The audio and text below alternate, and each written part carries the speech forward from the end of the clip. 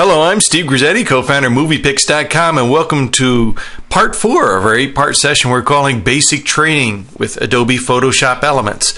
In this basic training, we'll show you some of the basic tools in the program and how to use them, maybe give you a couple tips along the way, show you some things you didn't know were there, or show you a more efficient way to do things.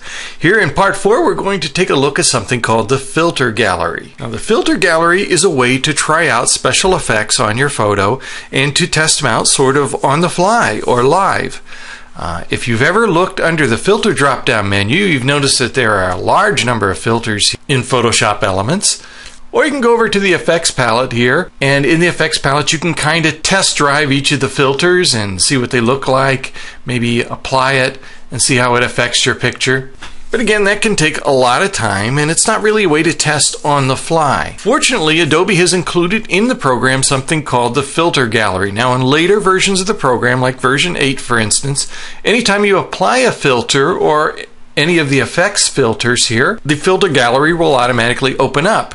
You can also open it up just by clicking on Filter and selecting Filter Gallery. The Filter Gallery will show us the picture that you have selected in your editor workspace, and you can apply the filters on the fly here and see how they'll look with your picture. So for instance, I can apply cutout to this. If I don't like it, I can try palette knife, rough pastels. I can go down through all of the many filters that are inside the program. In addition to being able to try out these various filters, I can make some adjustments, again, right here in the Filter Gallery. I can take this ocean ripple, for instance, and I can adjust the ripple size or the ripple magnitude. If, for instance, I'm trying watercolor here, the detail that the brush captures, increase that or lower that, the shadow intensity, the texture of the watercolor picture. As you get into some of the sketch filters, by the way, you'll notice that when you apply them, in my case here, they're applied in black and white. Well, the reason they're applied in black and white is because the program is using whatever you have set up as your foreground and background color on your editor toolbar. Let me show you that. Let's cancel out of the Filter Gallery here. This is what I'm talking about down here in the lower left corner of the editor toolbar. Right now it's set with a black foreground and a white background, which is what is usually set by default. But we can change it to anything here. Whatever I change it to, just double click on it. See, I'm changing it to a green foreground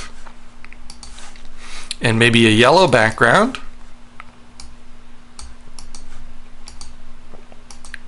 Okay, we'll go back to our Filter Gallery under Filter.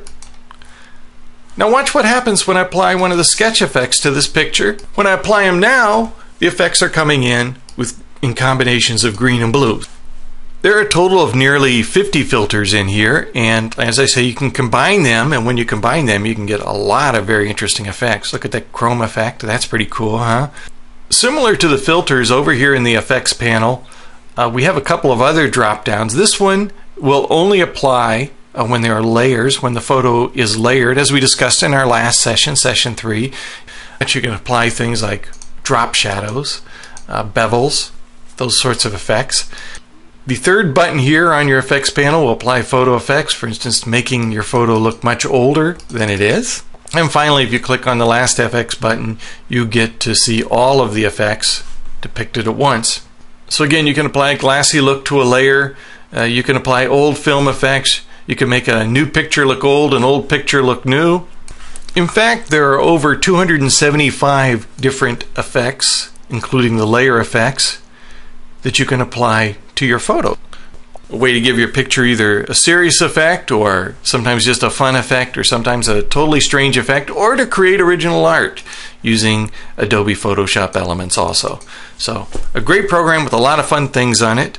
Hope you'll come back for session 5 in our 8-part series. In session 5 we're going to look at some of the things outside the program you can use, including how to scan a picture.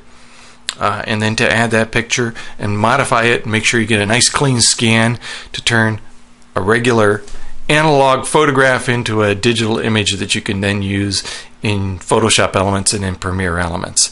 If you'd like to know more about how these effects work and how to apply them and pretty much anything you want to know about Photoshop Elements or Premiere Elements, be sure to check out any of the tutorials we have on the site, or check out the MoviePix.com guides to Photoshop Elements and Premiere Elements, available in the MoviePix.com store and on Amazon.com. I'm Steve Grisetti. Thanks for joining me. We'll see you again real soon.